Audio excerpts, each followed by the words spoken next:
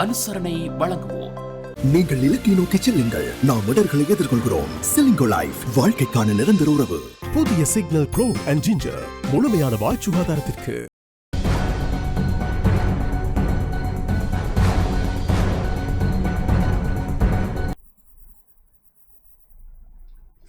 வணக்கம். டான் தமிழொலியின் இரவு நேர பிரதான செய்திகளுடன் இணைந்திருப்பது கோபி கிருஷ்ணா கோஷிகா. முதலில் தலைப்புச் செய்திகள்.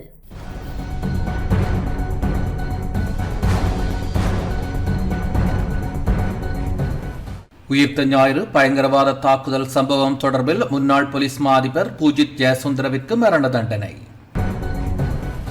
அரசாங்க தகவல் திணைக்களத்தின் பணிப்பாளர் தலைமையிலான குழுவினர் டான் தொலைக்காட்சி நிலையத்திற்கு விஜயம். எல்னினோ சவால்களுக்கு முகம் கொடுப்பது குறித்து அரசு ஆராய்ந்து வருவதாக அமைச்சர் நலிந்த ஜாயதிச தெரிவிப்பு. வடக்கு மற்றும் கிழக்கு ஊடகவியலாளர்களின் நீண்டகால பிரச்சினைகளுக்கு தீர்வு காணும் நோக்கில் அரசாங்கம் பல புதிய நடவடிக்கைகளை அறிவிப்பு. ஜனாதிபதியை விமர்சித்த போலீஸ் அதிகாரியொருவர் கைது.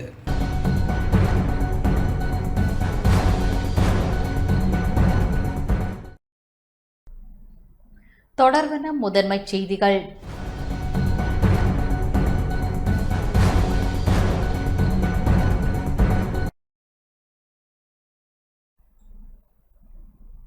உயிர்த்த ஞாயிறு பயங்கரவாத தாக்குதல் சம்பவம் தொடர்பில் முன்னாள் போலீஸ் மா அதிபர் பூஜித் ஜெயசுந்தரவிற்கு மரண தண்டனை விதிக்கப்பட்டுள்ளது. முன்னாள் போலீஸ் மா அதிபர் பூஜித் ஜெயசுந்தரவிற்கு மரண தண்டனை விதித்து கொழும்பு நிரந்தர நிதாய மேல் நீதிமன்றம் இன்று உத்தரவிட்டது.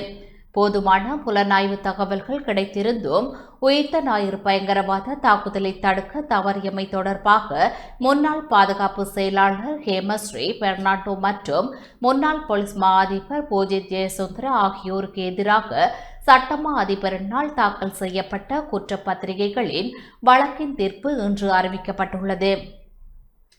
2022 ஆண்டில் குறித்த வழக்கில் இருந்து பிரதிவாதிகள் இருவரையும் விடுவிக்க மூவரடங்கிய மேல் நீதிமன்ற நீதிபதிகள் குழாம் தீர்மானித்திருந்த நிலையில் அதற்கு எதிராக சட்டமா அதிபர் தாக்கல் செய்த மேன்முறையீடு தொடர்பாக உயர் நீதிமன்றம் வழங்கிய உத்தரவுக்கு அமைய இவ்வழக்கின் பிரதிவாதிகளின் சாட்சியங்களை மீண்டும் அழைக்கும் நடவடிக்கைகள் மேற்கொள்ளப்பட்டிருந்தது.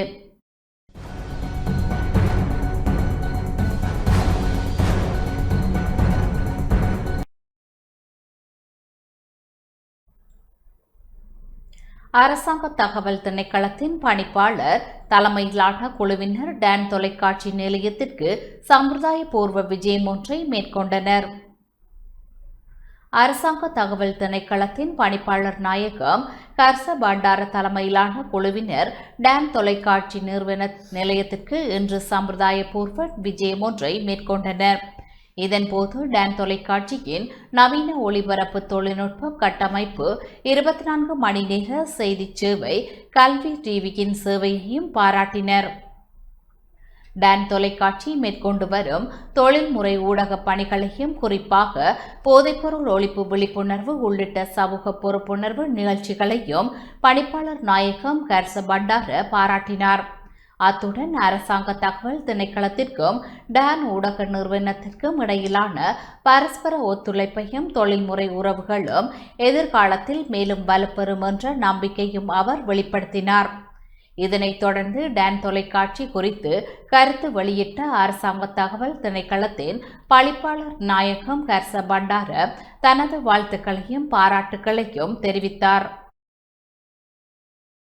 අද දවසේ අපි යාපනය ප්‍රදේශයේ ඩෑන් TV ප්‍රධාන කාර්යාලය වෙත පැමිණුණා. විශේෂයෙන්ම ඩෑන් TV ආයතනයට ස්තුති කරන්න ඕන රජයේ ප්‍රධාන සංවර්ධන ව්‍යාපෘති සඳහා විශේෂ ප්‍රචාරයක් සහ විශේෂ මාධ්‍ය අනුග්‍රහයක් ලබා දීපු ආයතනයක් විදිහට ඩෑන් TV ආයතනය අපි සලකනවා. විශේෂයෙන්ම දෙමළ බස කතා කරන ජනතාව තුළ ඉමහත් ජනප්‍රියත්වයටපත් මේ නාලිකාව පසුගිය කාලේ අපේ මද්ද්‍රව්‍ය විරෝධී ජාතික ව්‍යාපාරයට අයිති සියලු ප්‍රචාරක දැන්වීම් ඉතාම සත්භාවයෙන් නොමිලේ ප්‍රචාරණය කරන්නට රජයේ ප්‍රවෘත්ති දෙපාර්තමේන්තුවට විශේෂ අනුග්‍රහයක් දක්වුවා.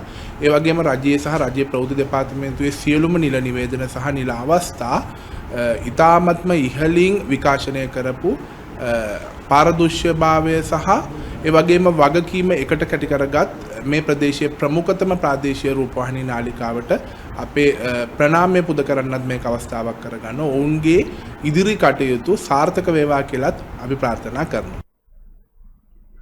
எல்னினோ சவால்களுக்கு முகம் கொடுப்பது குறித்து அரசு ஆராய்ந்து வருவதாக அமைச்சர் நலிந்த ஜேதிச தெரிவித்துள்ளார். எல்னினோ தட்பவெப்ப நிலைமையால் ஏற்படக்கூடிய சவால்களுக்கு முகம் கொடுப்பது குறித்து விவசாய அமைச்சு உள்ளிட்ட சம்பந்தப்பட்ட துறைகள் தீவிரமாக ஆராய்ந்து வருவதாக மற்றும் வெகுசன ஊடக அமைச்சர் நலிந்த ஜேதிச தெரிவித்துள்ளார். ஊடகங்களுக்கு கருத்து தெரிவிக்கும் போதே அவர் இதனை தெரிவித்தார்.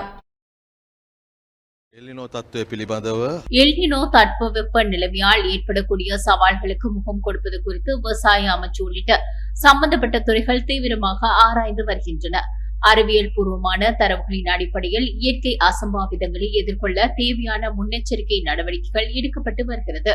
மேலும் நாட்டின் பொருளாதார நெருக்கடிகளுக்கு மத்தியில் திரைசேரியில் சேரும் வரி வருவாயை கொண்டு மக்களுக்கு தேவையான எரிபொருள், மின்சார நிவாரணங்கள் மற்றும் நிவாரண பணிகள் தொடர்ந்து முன்னெடுக்கப்பட்டு வருகிறது. தேங்கி கிடக்கும் வழக்கு விசாரணைகளை விரைவுபடுத்தி மக்களுக்கு விரைவாக நீதி வழங்குவதற்காக நீதிபதிகளின் ஓய்வு பெறும் வயதை 2 ஆண்டுகள் நீடிப்பதற்கு அரசாங்கம் முன்மொழிந்துள்ளது.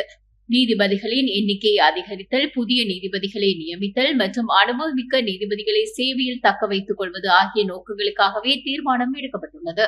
அரசியலமைப்பின்படி இச்சட்ட திருத்தம் நாடாளுமன்றத்தில் சமர்ப்பிக்கப்பட்ட பின்னர் மக்கள் கருத்து கணிப்பு தேவையா அல்லது நாடாளுமன்றத்தின் 3/2 பெரும்பான்மை போதுமா என்பதை உயர்நீதிமன்றமே தீர்மானிக்கும். எதிர்க்கட்சிகள் மற்றும் பல்வேறு தரப்பினரின் கருத்துக்கள் ஆராயப்பட்டு அரசியலமைப்பு விதிகளுக்கு அமையவே அடுத்த கட்ட நடவடிக்கை எடுக்கப்படும்.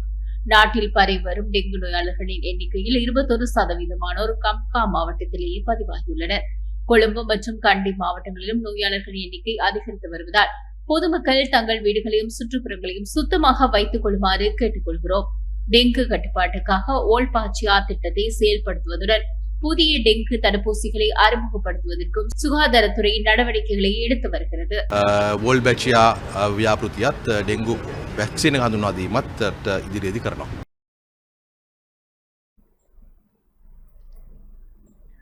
போதைப் பொருளுக்கு எதிரான நடவடிக்கைகள் மூலம் போதைப்பொருள் கடத்தல்காரர்களுக்கு பெரும் பின்னடைவு ஏற்பட்டுள்ளதாக போலீஸ் ஊடக பேச்சாளர் FU விட்லர் தெரிவித்துள்ளார்.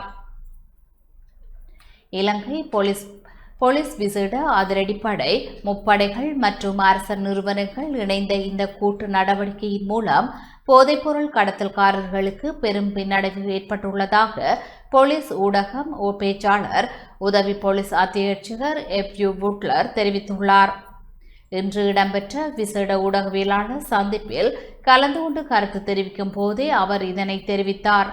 මාස 9කින් පසු එපෙළඹ ප්‍රගතිය සමාජ දැනුවත් කිරීමේ අවශ්‍යතාවක් විශේෂයෙන් ශ්‍රී ලංකා පොලිසියට තියෙනවා. போதைப்பொருள் ஒழிப்பு நடவடிக்கையினூடாக கடந்த 9 மாதங்களில் நாடு தழுவிய ரீதியில் மொத்தம் 2,39,384 சந்தேக நபர்கள் கைது செய்யப்பட்டுள்ளனர். இதில் 995 பிரதான போதைப்பொருள் கடத்தல்காரர்கள் கைது செய்யப்பட்டு அவர்களுக்கு எதிராக நீதிமன்ற நடவடிக்கைகள் எடுக்கப்பட்டுள்ளன. கடத்தல்காரர்களில் 378 பேரின் சொத்துக்கள் குறித்து தீவிர விசாரணைகள் தொடங்கப்பட்டுள்ளன. தடுப்பு காவல் உத்தரவுகளின் கீழ் 3,284 சந்தேக நபர்களிடம் தொடர் விசாரணைகள் நடத்தப்பட்டு வருகின்றன. 2,253 கிலோ 834 கிராம் ஹெரோயின் கைப்பற்றப்பட்டுள்ளது. இதன் சந்தை பெறுமதி 49,584 மில்லியன் ரூபாய் ஆகும். ஐஸ் போதைப்பொருள் 2,640 கிலோ 695 கிராம் கைப்பற்றப்பட்டுள்ளது. இதன் மதிப்பு 42,251 மில்லியன் ரூபாய். கொக்கைன் 293 கிலோ 732 கிராம் கைப்பற்றப்பட்டுள்ளது. இதன் மதிப்பு 10,281 மில்லியன் ரூபாய். சுமார் 36 லட்சம் போதை மாத்திரைகள் போலீசாரால் பறிமுதல் செய்யப்பட்டுள்ளன. இந்த நடவடிக்கையின் போது சிறுவர்களும் இளைஞர்களும் போதைப்பொருள் பயன்பாடு மற்றும் கடத்தலில் இரையாகி இருப்பது வெளிச்சத்திற்கு வந்துள்ளது.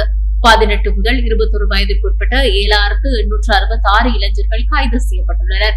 14 முதல் 18 வயதிற்குட்பட்ட 743 சிறுவர்கள் கைது செய்யப்பட்டுள்ளனர்.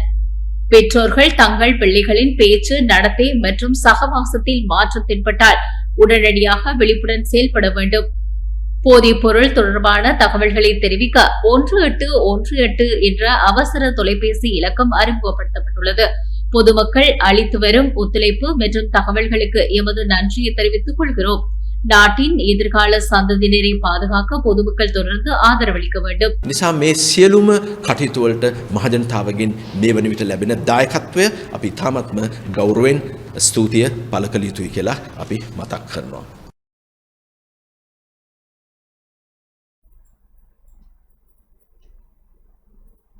வடக்கு மற்றும் கிழக்கு ஊடகவியலாளர்களின் நீண்டகால பிரச்சினைகளுக்கு தீர்வு காணும் நோக்கில் அரசாங்கம் பல புதிய நடவடிக்கைகளை அறிவித்துள்ளது. வடக்கு மற்றும் கிழக்கு மாகாண ஊடகவியலாளர்களின் நீண்டகால பிரச்சினைகளுக்கு தீர்வு காணும் நோக்கில் அரசாங்கம் புதிய நடவடிக்கைகளை முன்னெடுத்து வருவதாக ஊடகத்துறை பிரதி அமைச்சர் கௌசல்யா ஆரியரட்ன தெரிவித்துள்ளார். யாழ்ப்பாணத்தில் ஊடகவியலாளர்களுடன் நடைபெற்ற சந்திப்பில் ஊடக சுதந்திரம், ஊடகவியலாளர் நலன், தொழில்முறை மேம்பாடு உள்ளிட்ட பல்வேறு விடயங்கள் தொடர்பில் முக்கிய அறிவிப்புகளை வெளியிட்ட அவர், அரசியல் மற்றும் குடிமக்கள் உரிமைகளை பாதிக்கும் சட்டங்களில் தேவையான திருத்தங்கள் மேற்கொள்ளப்படும் என்றும் ஊடக சுதந்திரத்தை வலுப்படுத்த அரசு நடவடிக்கை எடுத்து வருவதாகவும் தெரிவித்தார்.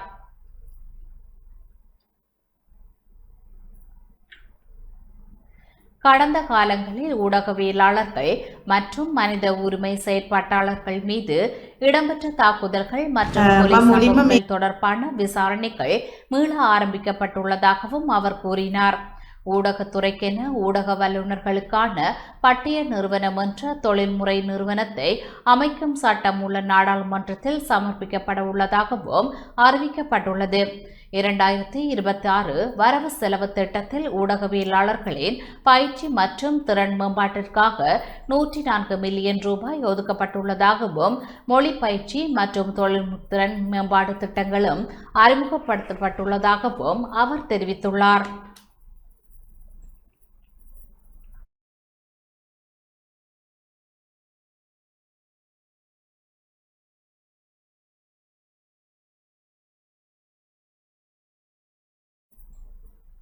ஊடகவியலாளர்களுக்கான சுகாதார காப்புறுதி திட்டம் தயாராகி வருவதாகவும் குறைந்த கட்டண இணைய தரவு தொகுப்பை வழங்க தொலைத்தொடர்பு நிறுவனங்களுடன் கலந்துரையாடல்கள் நடைபெற்று வருவதாகவும் பிரதி அமைச்சர் தெரிவித்துள்ளார்.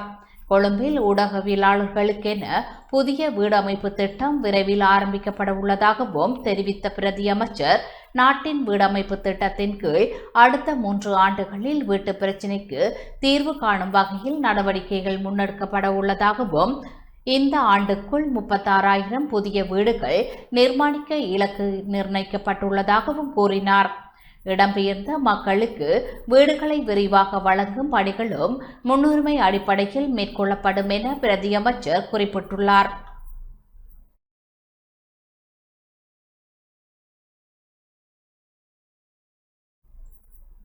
வடக்கு தெற்கு தகவல் பரிமாற்ற இடைவெளியை குறைக்கும் நடவடிக்கைகளும் முன்னெடுக்கப்பட உள்ளதாக தெரிவிக்கப்பட்டுள்ள நிலையில் வடக்கில் புதிய ஊடக பதிப்பொன்றை ஆரம்பிக்கும் திட்டமும் பரிசீலனையில் இருப்பதாகவும் பிரதி அமைச்சர் தெரிவித்துள்ளார். දේශපාලනෙත් වෙනම භාෂාවලුත් වෙනම ඒ කියන අර කොන් කරපු එක දෙපැත්තට බෙදිලා හිටපු එක මම මුලින්ම මේකේ මේ අරමුණ ගැන කියන්න ඕනේ පොඩ්ඩක්. ஊடகவியலாளர்களுக்கு நீதி கோரி யாழில் இன்று காலை கவனஈர்ப்பு போராட்டம் ஒன்று முன்னெடுக்கப்பட்டுள்ளது. படுகொலை செய்யப்பட்ட ஊடகவியலாளர்கள் மற்றும் ஊடகவியலாளர்களுக்கு எதிரான வன்முறை சம்பவங்கள் தொடர்பில் நீதியான விசாரணைகள் முன்னெடுக்கப்பட வேண்டும் என வலியுறுத்தி யாழ்ப்பாணத்தில் இன்று கவனஈர்ப்பு போராட்டம் முன்னெடுக்கப்பட்டது. யாழ்ப்பாணத்திற்கு 2 நாள் விஜயம் மேற்கொண்டுள்ள வெகுஜன ஊடக பிரதி அமைச்சர் கௌசல்யா ஆரியரட்ன பல்வேறு நிகழ்வுகளில் பங்கேற்றுள்ளார். முன்னதாக யாழ் மாவட்ட செயலகத்தில் ஊடகவியலாளர்களுக்கான கருத்தரங்கில் கலந்து கொள்ளவிருந்த நிலையிலேயே மாவட்ட செயலகம் முன்பாக இந்த போராட்டம் முன்னெடுக்கப்பட்டது. படுகொலை செய்யப்பட்ட ஊடகவியலாளர்களுக்கும் தாக்குதலுக்கு உள்ளான ஊடக நிறுவனங்களுக்கும் நீதி கிடைக்க வேண்டும் என்றும், இதுவரை தீர்வு காணப்படாத வழக்குகள் தொடர்பில் சுயாதீனமான மற்றும் நீதியான விசாரணைகள் மேற்கொள்ளப்பட வேண்டும் என்றும் போராட்டக்காரர்கள் வலியுறுத்தியிருந்தனர்.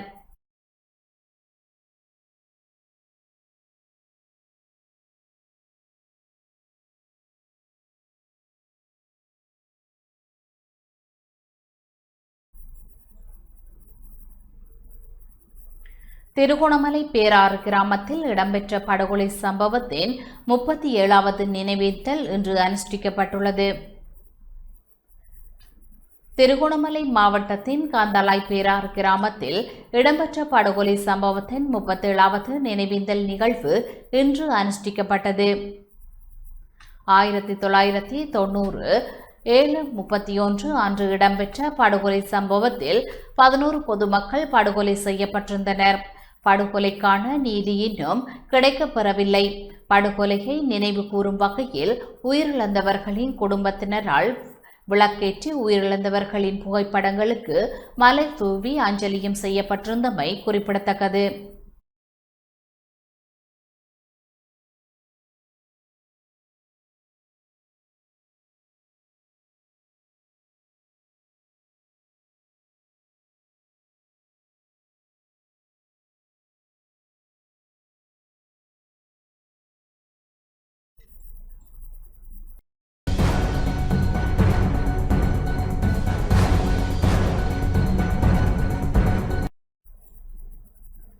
இடைவெளிகளை தொடர்ந்து செய்திகள் தொடர்கின்றன. மட்டக்களப்பு மாவட்ட அபிவிருத்தி குழு கூட்டம் இன்று நடைபெற்றது. மட்டக்களப்பு மாவட்டத்தின் நீண்டகால பிரச்சினையாக இருந்து வரும் மயிலத்தம மடு மாதவனை பண்ணையாளர்களின் பிரச்சினைக்கான தீர்வினை விரைவாகவும் பெற்றுக் கொடுக்கவும் அங்கு நடைபெறும் அத்துமீறிய பயிற்சிகைகளை தடுத்து நிறுத்தி குடியேற்றவாசிகளை அங்கிருந்து வெளியேற்றவும் மட்டக்களப்பு மாவட்ட அபிவிருத்தி குழு கூட்டத்தில் தீர்மானிக்கப்பட்டது. மட்டக்களப்பு அபிவிருத்தி குழு கூட்டம் தொழில் முயற்சியாண்மை அபிவிருத்தி அமைச்சரும் மட்டக்களப்பு மாவட்ட ஒருங்கிணைப்பு குழுவின் தலைவர் சுனில் ஹிந்து நெத்தி தலைமையில் மட்டக்களப்பு மாவட்ட அரசாங்க அதிபர் ஜே.எஸ். அருள்ராஜின் ஏற்பாட்டில் பழைய மாவட்ட செயலக மாநாட்டு மண்டபத்தில் இன்று இடம்பெற்றது. மாவட்டத்தில் கடந்த ஆண்டு முன்னெடுக்கப்பட்ட திட்டங்கள் தொடர்பில் ஆராயப்பட்டதுடன் அத்திட்டங்கள் 100% நிறைவடைந்துள்ள நிலையில் இந்த ஆண்டுக்காக முன்னெடுக்கப்படும் வேலை திட்டங்கள் மற்றும் நிதி ஒதுக்கீடுகள் குறித்து ஆராயப்பட்டன. விவசாயிகளின் நெல் கொள்வனவு, நெல்லுக்கான உத்தரவாத கொள்விலை, விவசாயிகளின் நலன் மற்றும் மாவட்ட மக்களின் நீண்டகால அபிவிருத்தி தேவைகள் ஆகிய அனைத்தும் விரிவாக ஆராயப்பட்டன. பாராளுமன்ற உறுப்பினர்களான ரா சாணக்கியன், ஞானமுத்து, ஸ்ரீநேசன் இளையதம்பி, ஸ்ரீநாத், கந்தசாமி பிரபு, எம்.எல்.ஏ. ஹிஸ்புல்லா ஆகியோர் கலந்து கொண்டு பல்வேறு கருத்துக்களை முன்னெடுத்தனர். மாவட்ட மேலதிக அரசாங்க அதிபர் சுதர்சினி ஸ்ரீகாந்த், பிரதேச செயலாளர்கள், முப்படை உயர் அதிகாரிகள் என பலரும் கலந்து கொண்டனர். கௌரவ அமைச்சர் சுனில் ஹந்துநெத்தி அவர்களின் தலைமையில் இடம்பெற்றிருந்தது. இந்த கூட்டத்திலே 2026ஆம் ஆண்டு வரவு செலவு திட்டத்தினூடாக ஒதுக்கப்பட்ட மட்டக்களப்பு மாவட்டத்துக்கு ஒதுக்கப்பட்ட 10,450 மில்லியன் ரூபாய் பெறுமதியான வேலை திட்டத்தின் முன்னேற்றம் தொடர்பான விடயங்கள் இன்று கலந்தாலோசிக்கப்பட்டிருந்தது. அதேபோன்று இங்கு ஜனாதிபதியின் தலைமையில் இடம்பெற்ற கூட்டத்திலே மயிலத்தமடு மாதவனை காணி தொடர்பான பிரச்சினை, அதாவது பண்ணையாளர்களின் அவர்கள் எதிர்பார்க்குகின்ற அந்த 3000 ஏக்கர் காணியை விடுவிப்பது தொடர்பான விடயங்களிலே அது தொடர்பான முன்னேற்றம் தொடர்பாக இன்று ஆராயப்பட்டிருந்தது. அதேபோன்று யானை மனித மோதல் தொடர்ச்சியாக மட்டக்களப்பு மாவட்டத்திலே இடம்பெற்று கொண்டிருப்பதை நாங்கள் அறிந்திருக்கின்றோம். அந்த அடிப்படையிலே அதனை இந்த பிரதேசத்தில் மட்டக்களப்பு மாவட்டத்தில் ஒதுக்கப்பட்டிருந்த யானை வேலி அமைப்பதற்கான வேலை திட்டத்தின் நடவடிக்கை தொடர்பாகவும் இன்று ஆராயப்பட்டிருந்தது. மட்டக்களப்பு மாவட்டத்தின் எதிர்காலத்தில் இடம்பெற இருக்கின்ற அந்த குடிநீர் தட்டுப்பாட்டுக்கான ஆரம்பகட்ட நிகழ்வுகளை நாங்கள் ஒழுங்கமைத்திருக்கின்றோம். அதனை போன்று ஜனாதிபதியுடனான கலந்துரையாடலும் தொடர்ச்சியான நீர் பிரச்சினைக்கான தீர்வினை பெற்றுக்கொள்வதற்கான முயற்சிகளையும் நாங்கள் முன்னெடுத்துக் கொண்டு பதுளை மாவட்டத்தில் தெரிவு செய்யப்பட்ட 150 பயனாளிகளுக்கு வீட்டு உரிமைக்கான காசோலைகள் வழங்கி வைக்கப்பட்டன. வளமான நாடு அழகான வாழ்க்கை எனும் தொனிப்பொருளுக்கு அமைய தமக்கென ஒரு இடம் அழகான வாழ்க்கை எனும் தேசிய வேலை திட்டத்தின் கீழ் பதுளை மாவட்டத்தில் தெரிவு செய்யப்பட்ட 150 பயனாளிகளுக்கு வீட்டு உரிமைக்கான காசோலைகள் வழங்கி வைக்கும் நிகழ்வு ஊவா மாகாண சபை கேட்போர் கூடத்தில் இடம்பெற்றது. அமைச்சர் சமந்த வித்யாரட்ன தலைமையில் இடம்பெற்ற இந்த நிகழ்வில் 150 பயனாளிகளுக்கு தலா 10 லட்சம் ரூபாய் என்ற அடிப்படையில் உதவித்தொகை வழங்கி வைக்கப்பட்டது. இது தொடர்பில் பெருந்தோட்டம் மற்றும் சமூக உட்கட்டமைப்பு அமைச்சு விடுத்துள்ள ஊடக அறிக்கையில் குறிப்பிடப்பட்டுள்ளதாவது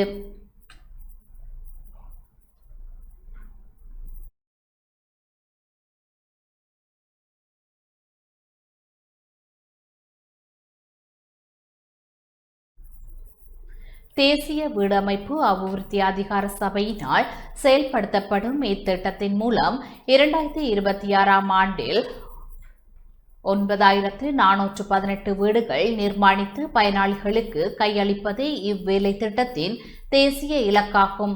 இதன் ஒரு பகுதியாக பதுளை மாவட்டத்தில் 257 வீடுகள் நிர்மாணிக்கப்பட உள்ளது.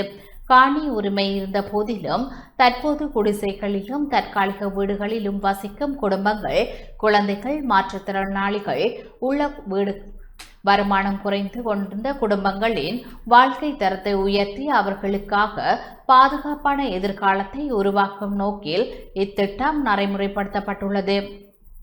550 சதுர அடி பரப்பளவு கொண்ட வரவேற்பறை, 2 படுக்கையறைகள், ஒரு சமையலறை, குளியலறை ஆகியவற்றை கொண்டு இவ்வீடுகள் நிர்மாணிக்கப்படுகின்றது.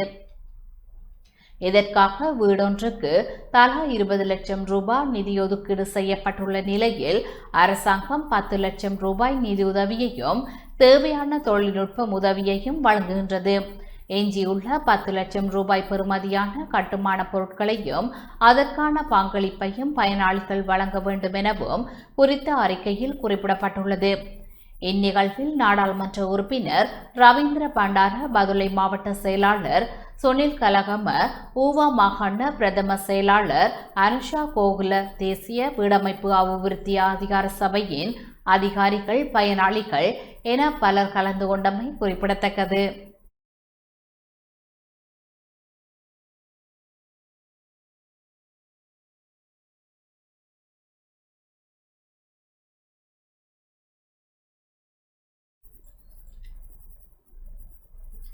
துறைமுகங்கள் சிவில் விமான சேவைகள் அமைச்சர் திருகோணமலைக்கு விஜயம் செய்தார். திருகோணமலை துறைமுகம் மற்றும் அதனை சார்ந்த முனையங்களின் தற்போதைய நிலவரங்களை நேரில் கண்டறியும் வகையில் துறைமுகங்கள் சிவில் விமான சேவைகள் அமைச்சர் அனுர கருணாதிலக்க தலைமையிலான உயர்மட்ட குழுவினர் விசேட கள விஜயம் ஒன்றை மேற்கொண்டனர். விஜயத்தின் போது குழுவினர் முதலாவதாக சீனகுடா விமான நிலையத்திற்கு சென்றனர். விமான நிலைய பொறுப்பாளர் air vice marshal P Fernando இணைந்து விமான நிலைய முனையத்தில் அவசரமாக மேற்கொள்ளப்பட்ட வேண்டிய அபிவிருத்தி தேவைகள் குறித்தும் ஆராயப்பட்டது. துறைமுக அதிகார சபையின் சிரேஷ்ட அதிகாரிகளுக்கான கலந்துரையாடலில் துறைமுகத்தின் முன்னேற்றம் குறித்து விளக்கமளிக்கப்பட்டது.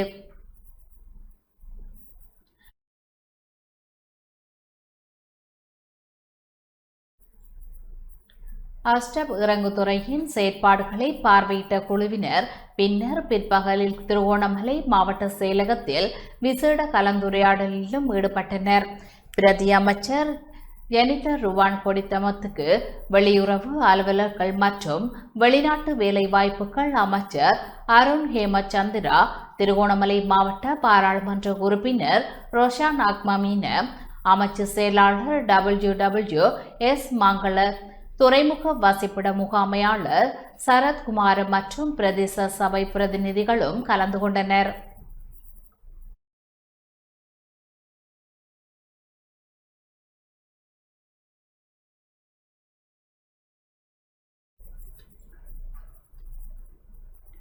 இரத்தினபுரியிலிருந்து நுவரெலியாவுக்கு பாடசாலை மாணவர்களை ஏற்றி சென்ற தனியார் பேருந்தொன்று விபத்துக்குள்ளானது.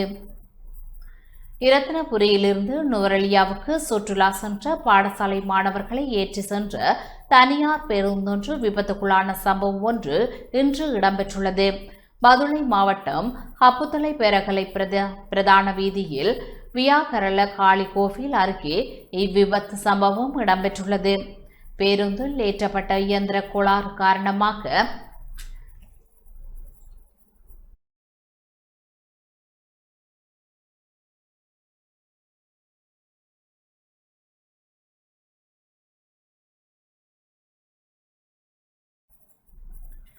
பேருந்தில் ஏற்பட்ட இயந்திர கோளாறு காரணமாக பேருந்து பின்னோக்கி நகர்ந்து வீதியோர கால்வாயில் வீழ்ந்து விபத்துக்குள்ளாகியுள்ளதாக தெரிவிக்கப்படுகின்றது. இச்சம்பவத்தில் மாணவியொருவர் காயமடைந்து ஹபத்தொலை வைத்தியசாலையில் அனுமதிக்கப்பட்டு பின்னர் மேலதிக சிகிச்சைகளுக்காக தியத்தலாவ ஆதார வைத்தியசாலைக்கு மாற்றப்பட்டுள்ளார். இச்சம்பவம் தொடர்பான மேலதிக விசாரணைகளை ஹபத்தொலை போலீசார் முன்னெடுத்து வருகின்றனர்.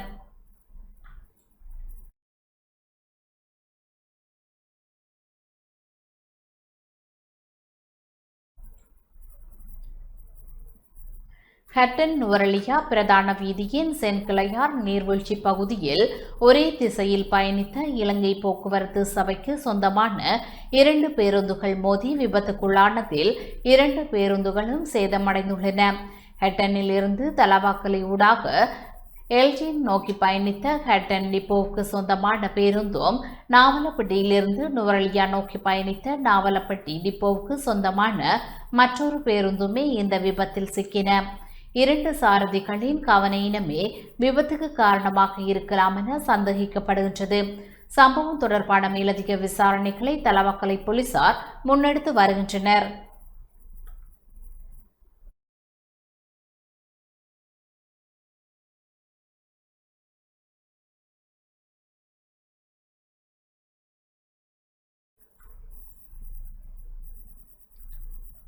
பிரதி அமைச்சர் சுந்தரலிங்கம் பிரதீப் கொடக்கவல பிரதேச மக்களுடன் விசேட சந்திப்பொன்றை மேற்கொண்டுள்ளார்.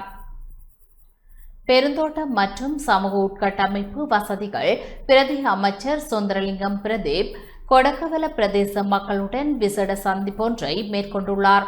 கொடக்கவல மக்கள் ஒருங்கிணைப்பு காரியாலயத்தில் நடைபெற்ற இந்த சந்திப்பில் பொதுமக்களின் பிரச்சினைகள், தேவைகள் மற்றும் கோரிக்கைகளை அவர் நேரடியாக கேட்டறிந்தார். இதன்போது மக்களால் முன்வைக்கப்பட்ட விடயங்களுக்கு விரைவான தீர்வுகளை வழங்கும் நோக்கில் சம்பந்தப்பட்ட அதிகாரிகளுக்கு தேவையான ஆலோசனைகளையும் உடனடி நடவடிக்கைகளையும் மேற்கொள்ளும் வகையிலான பணிப்புரைகளையும் பிரதி அமைச்சர் வழங்கினார். இந்த மக்கள் சந்திப்பில் கொடக்கவல பிரதேசத்தை சேர்ந்த பெருமளவிலான பொதுமக்கள் கலந்து கொண்டு தங்களது பிரச்சினைகள் மற்றும் கருத்துக்களையும் முன்வைத்தனர்.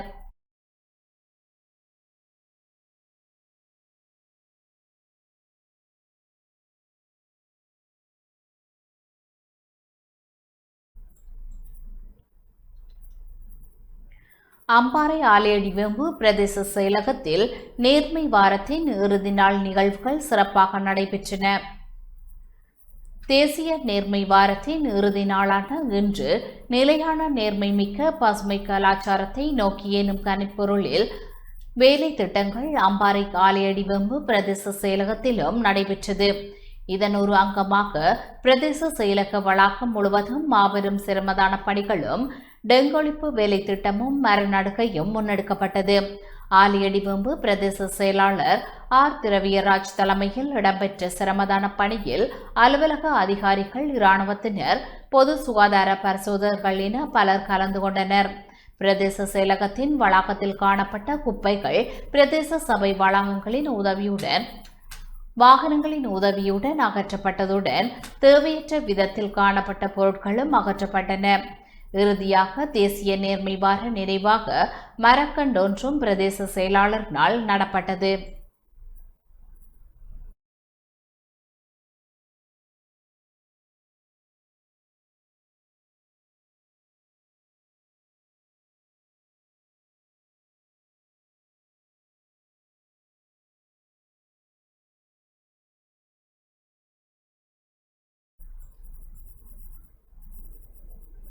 ஜனாதிபதியை விமர்சித்த போலீஸ் அதிகாரியொருவர் கைது செய்யப்பட்டுள்ளார். ஜனாதிபதி மற்றும் அரசாங்கத்திற்கு அசௌகரியத்தை ஏற்படுத்தும் வகையில் சமூக வலைதளங்களில் பல்வேறு கருத்துக்களை பரப்பினார் என்ற சந்தேகத்தின் பேரில் போலீஸ் அதிகாரியொருவர் மத்திய குற்றப்புலனாய்வு பணியகத்தால் கைது செய்யப்பட்டுள்ளார். குறித்த அதிகாரி இன்று மத்திய குற்றப்புலனாய்வு பணியகத்தின் கணனி குற்றப்புலனாய்வு பிரிவினர் மேற்கொண்ட விசேட நடவடிக்கையின் போது கைது செய்யப்பட்டுள்ளார். சமூக வலைத்தளங்கள் ஊடாக மேற்கொள்ளப்பட்டதாக கூறப்படும் பிரச்சாரங்கள் தொடர்பாக போலீஸ் மா அதிபருக்கு கிடைத்த தகவலின் அடிப்படையில் அது குறித்த விசாரணைகள் மத்திய குற்றப்புலனாய்வு பணியகத்திடம் ஒப்படைக்கப்பட்டிருந்ததாக போலீசார் தெரிவித்துள்ளனர். விசாரணைகளின் அடிப்படையில் கைது செய்யப்பட்ட சந்தேக நபரான அதிகாரி எம்பலப்பிட்டிய சிரேஷ்ட போலீஸ் அத்தியட்சகர் அலுவலகத்தில் இணைக்கப்பட்டு பணியாற்றியவராவார்.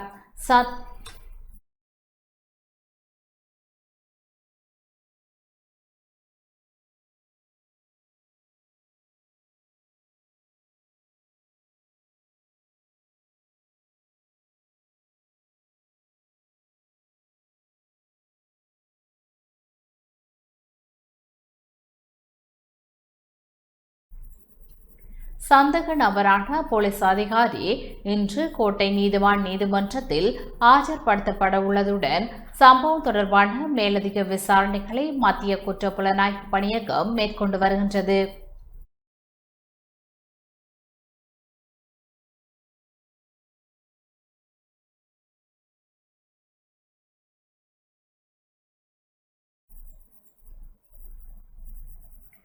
எல் நினோ இலங்கையிலும் குறிப்பிடத்தக்க வானிலை மாற்றங்களை ஏற்படுத்தி வருவதாக வளிமண்டலவியல் திணைக்களத்தின் முன்னாள் பணிப்பாளர் அதுல கருணாநாயக்க தெரிவித்துள்ளார்.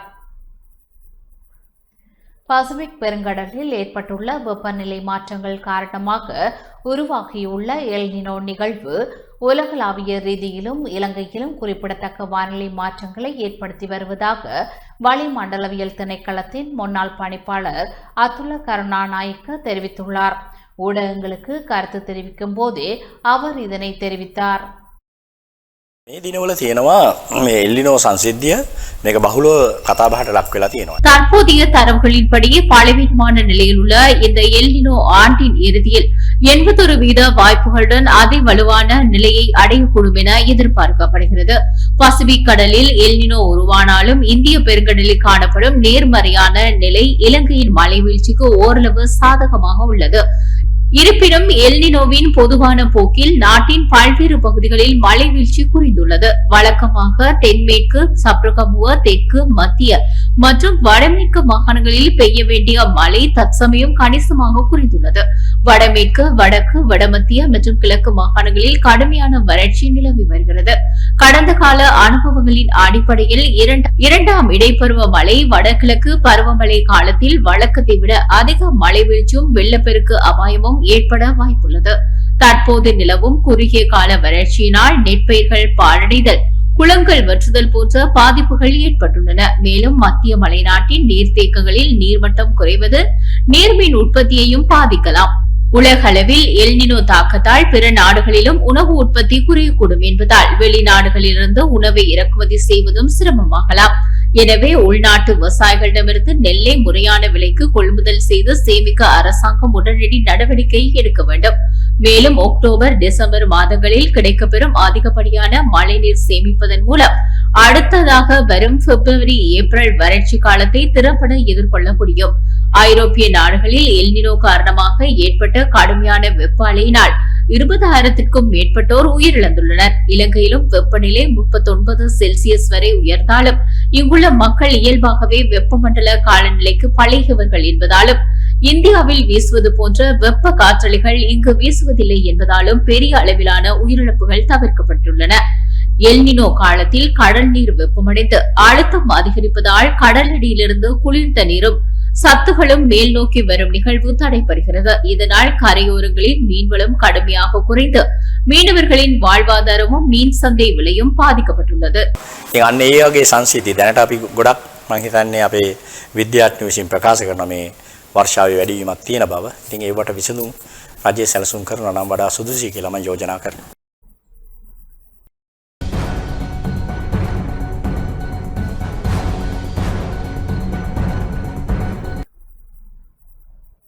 இடைவெளிகளை தொடர்ந்து செய்திகள் தொடர்கின்றன. மக்கள் நீரை சீக்கிரமாக பயன்படுத்த வேண்டும் என நீர்ப்பாசன திணைக்களத்தின் நீரியல் மற்றும் அனர்த்த முகாமைத்துவ பிரிவின் பணிப்பாளர் சூரிய பண்டார தெரிவித்துள்ளார். இலங்கையின் பெரும்பாலான பகுதிகளில் நிலவும் வறட்சியான வாரநிலை காரணமாக நாட்டின் பிரதான நீர்த்தேக்கங்களின் ஒட்டுமொத்த நீர்மட்டம் 40% குறைந்துள்ளதாக நீர்ப்பாசன திணைக்களத்தின் நீரியல் மற்றும் அனர்த்த முகாமைத்துவ பிரிவின் பணிப்பாளர் பொறியியலாளர் LS சூரிய பண்டார தெரிவித்துள்ளார். ஊடகங்களுக்கு கருத்து தெரிவிக்கும் போதே அவர் இதனை தெரிவித்துள்ளார். අම්බාතොට දිස්ත්‍රික්කයේ මොණරාගල අම්පාර ඒ වගේම මඩකලපුව ஹம்மந்தொட்டை மொனராகலை அம்பாறை மட்டக்களப்பு அனுராதபுரம் பொலனறுவே திருகோணமலை மன்னார் மற்றும் வட மாகாணத்தின் பெரும்பாலான பகுதிகளில் கடுமையான வறட்சி நிலவி வருகிறது. வறண்ட மண்டலங்களில் உள்ள ஆறுகள் மற்றும் குளங்களின் நீர்மட்டம் பெருமளவில் குறைந்துள்ளதால் பல இடங்களில் குடிநீர் தேவைகளை பூர்த்தி செய்வதில் சிரமம் ஏற்பட்டுள்ளது. ஈரமண்டல பகுதிகளான காலி, மாத்தறை, மேல் மாகாணம், சப்ரகமுவ, கண்டி, நுவரெலிய, கம்பகா மற்றும் கேகாலை ஆகிய மாவட்டங்களில் எதிர்வரும் நாட்களில் கணிசமான மழை பெய்யக்கூடும் என எதிர்பார்க்கப்படுகிறது. இருப்பினும் வறண்ட மண்டலங்களுக்கு போதிய மழை வீழ்ச்சிக்கான வாய்ப்புகள் குறைவாகவே உள்ளன.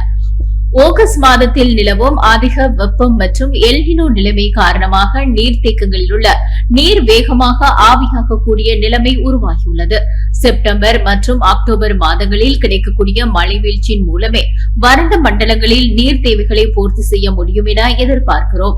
எனவே அடுத்த மழைக்காலம் தொடங்கும் வரை நீரை மிகவும் சிக்கனமாகவும் வீண்விரயம் செய்யாமலும் பயன்படுத்துமாறு பொதுமக்களிடம் கேட்டுக் கொள்கிறோம். කියලා විශ්වාස කරනවා. බොහොමත්ම ස්තුතියි.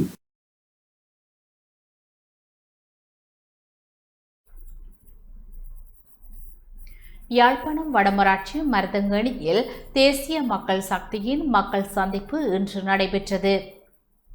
வளமான நாடு அழகான வாழ்க்கை என்ற கருப்பொருளின் கீழ் யாழ்ப்பாணம் வடமராட்சி மருதங்கணியில் தேசிய மக்கள் சக்தியின் சிறப்பு மக்கள் சந்திப்பு இன்று காலை ஆரம்பமானது.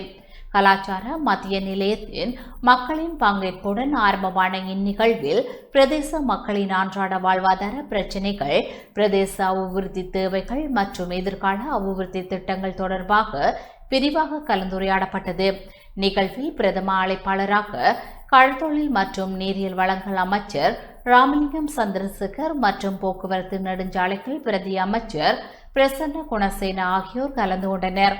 அத்துடன் தேசிய மக்கள் சக்தியின் பிரதிநிதிகள், பிரதேச முக்கியஸ்தர்கள் மற்றும் பொதுமக்கள் பலர் கலந்து கொண்டு தங்களது கருத்துக்கள் மற்றும் தேவைகளை முன்வைத்தனர்.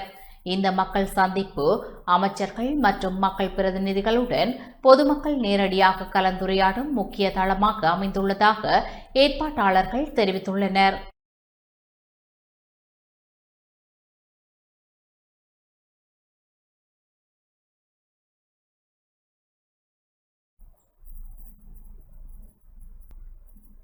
தொடர்வன விளையாட்டுச் செய்திகள்.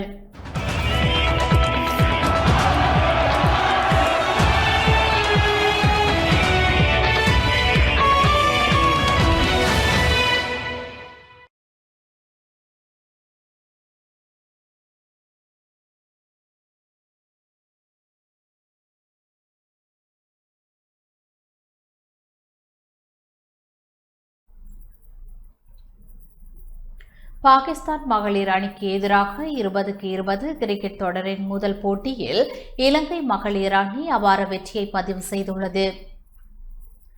பாகிஸ்தான் மகளிர் அணிக்கு எதிராக 20-20 கிரிக்கெட் தொடரின் முதல் போட்டியில் இலங்கை மகளிர் அணி 6 விக்கெட்டுகள் வித்தியாசத்தில் அபார வெற்றியை பதிவு செய்துள்ளது. தம்புள்ளையில் நடைபெற்ற போட்டியில் நாணய சுழற்சியில் வெற்றி பெற்ற இலங்கை முதலில் களத்தடுப்பை தேர்வு செய்தது. இதனையடுத்து முதலில் துடுப்படுத்த ஆடிய பாகிஸ்தான் மகளிர் அணி 20 ஓவர்கள் நிறைவில் 7 விக்கெட்டுகளை இழந்து 176 ஓட்டங்களை பெற்றது. அந்த அணிக்காக ஷஃபால் ஹஃபீபர் 41 பந்துகளில் 63 ஓட்டங்களையும், அணி தலைவி முனிஃபா அலி 24 பந்துகளில் 42 ஓட்டங்களையும் பெற்றனர். இலங்கை அணியில் பந்து வீச்சில் ஹவிஷா தில்கரே 2 விக்கெட்டுகளை கைப்பற்றியதுடன் சுகந்திகா குமாரியும் சிறப்பாக பந்து வீசியுள்ளார்.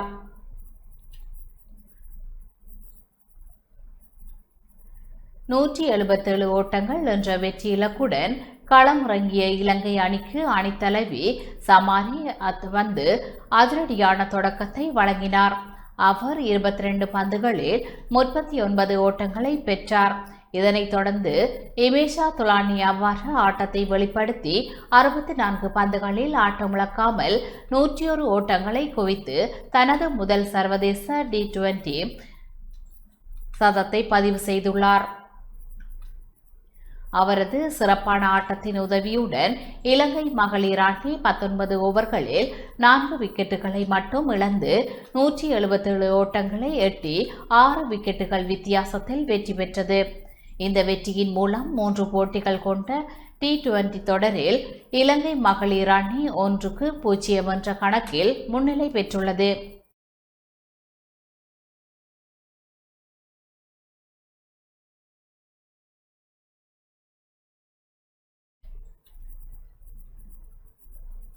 தொடர்வன வர்த்தக வாணிப செய்திகள்.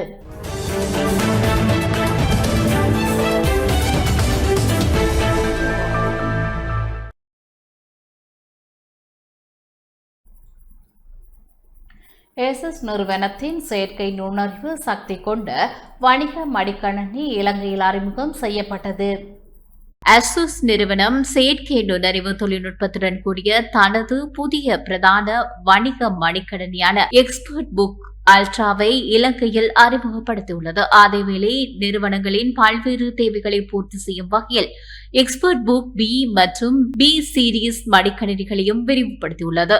நிறுவனங்களின் உயர்மட்ட நிர்வாகிகள் மற்றும் வணிக தலைவர்களுக்காக வடிவமைக்கப்பட்டுள்ள எக்ஸ்பர்ட் புக் அல்ட்ரா அடுத்த தலைமுறை இன்டெல் கோர் அல்ட்ரா சீரீஸ் 3 செயலி மேம்படுத்தப்பட்ட செயற்கை நுண்ணறிவு திறன், இலகுரக வடிவமைப்பு, நீண்ட நேர மின்கல ஆயுள் மற்றும் நிறுவன தர பாதுகாப்பு அம்சங்களுடன் அறிமுகமாகியுள்ளது. மேலும் எக்ஸ்பர்ட் புக் பி மற்றும் பி சீரீஸ் மடிக்கணினிகளின் பல்வேறு நிறுவனங்களின் தேவைகளுக்கு ஏற்ப 14 மற்றும் 16 அங்குல திரை விருப்பங்களுடன் 64 GB வரை நினைவகம், இரட்டை SSD சேமிப்பு மற்றும் உயர் செயல்திறன் கொண்ட செயற்கை நுண்ணறிவு வசதிகளுடன் வழங்கப்படுகின்றன. அசூஸ் நிறுவனத்தின் ஆசிய பசிபிக் பிராந்திய வணிக கணினி பிரிவு தலைவர் ரெக்ஸ்லி நிறுவனங்களின் மாறிவரும் தேவைகளை கருத்தில் கொண்டு பாதுகாப்பு, செயல்திறன் மற்றும் செயற்கை நுண்ணறிவு திறன்களை ஒருங்கிணைக்கும் புதிய தலைமுறை வணிக கணினிகளை வழங்குவதில் அசூஸ் உறுதியாக இருப்பதாக தெரிவித்துள்ளார்.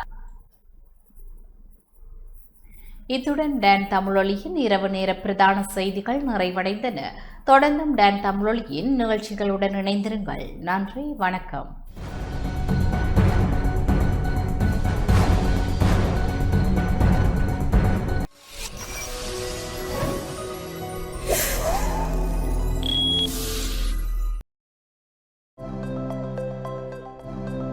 அனுசரணை வழங்கியோர். நீங்கள் இலக்கை நோக்கி செல்லுங்கள், நாம் இடர்களை எதிர்கொள்கிறோம். செலிங்கோ லைஃப், வாழ்க்கைக்கான நிரந்தர உறவு. புதிய சிக்னல் ப்ரோ அண்ட் ஜிஞ்சர் முழுமையான வாய் சுகாதாரத்திற்கு.